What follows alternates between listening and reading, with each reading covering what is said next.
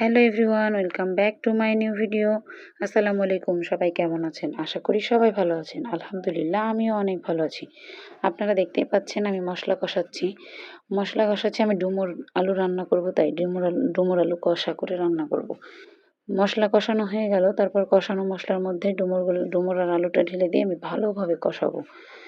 মানে ডুমুরটা এমন একটা তরকারি, এটা হচ্ছে শরীরের জন্য ভালো, শরীর স্বাস্থ্যের জন্য অনেক ভালো, আবার এটাতে অনেক আয়রন আছে।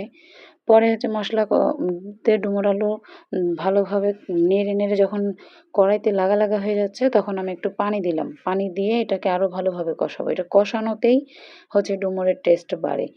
তারপর দেখতেই পাচ্ছেন আমি কষানোর পরে ঢাকনা দিয়ে রেখেছিলাম, তারপরে এই লুকটা আসলো আর কি।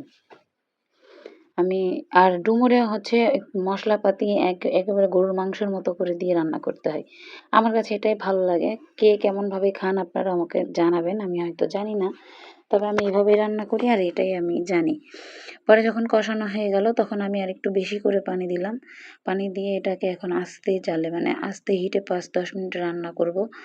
রান্না করে এটাকে একদম মানে সুন্দর একদম মাখা মাখা করব।